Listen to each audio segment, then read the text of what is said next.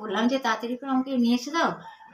ওকে বলেছিলাম হলুদ জল আর হচ্ছে তোমার জল আনতে, হলুদ আনতে, আর বলেছিলাম কি লঙ্কা পাউডার।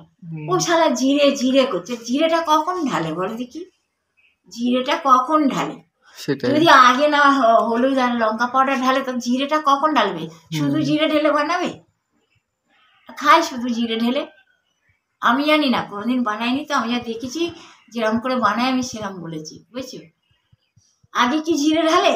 না না, আগে তোমার তো তোমার ওই হলুদ পাউডার লঙ্কা পাউডার তারপরে জিরে ঢালে। এই দুটো ঢালবে তারপরে না জিরে ঢালবে? না আগে জিরে ঢালে কেউ? তো যেরম দেখেছি রান্না সেরমই তো বলবো নাকি?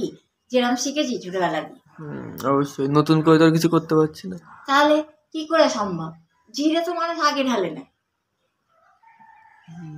লঙ্কা প্রথমে হলুদ, তারপরে লঙ্কা, তারপরে জিরে ঢালে। জিরে ঢালে যে মানে গন্ধ, যেন তো মাংসটার কোনো আস্তে গন্ধ না থাকে সেজন্য জিরে কেউ ভেজে খায়, মানে ভেজেই ঢালে, কাঁচা ঢালে না কেউ।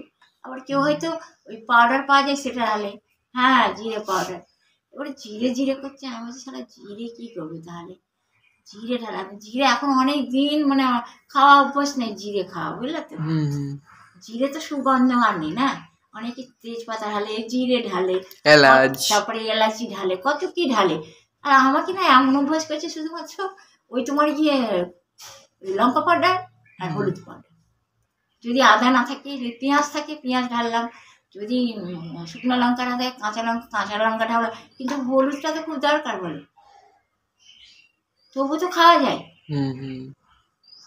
তো কিরম বিচার বলো মানুষের?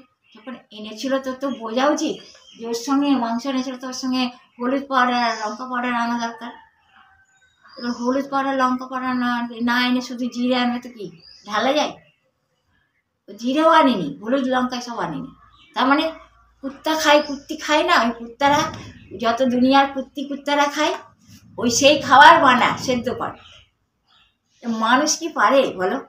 বিড়াল নাই কাঁচা খেতে পারে, নয় বিড়ি বা সেদ্ধ খেতে পারে, কি মানুষে পারে বলো? তাহলে ওই মশলাগুলো তো বেকার, মশলার কোনোই দাম নেই। তাহলে অ্যাটলিস্ট কিছু হোক না, হলুদ পাউডার লঙ্কা পাউডার তো ঢালবে।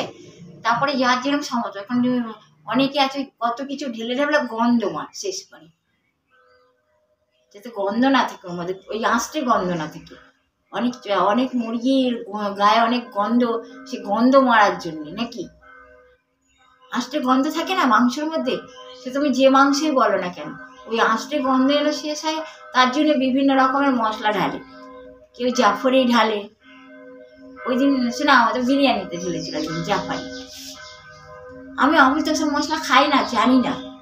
কেউ বিরিয়ানি না অনেক পচা, হয়তো অনেক দিনকার বিরিয়ানি, সেটাকে কি করে গরম করে, আর সে হয়তো মানে সে পচা গন্ধ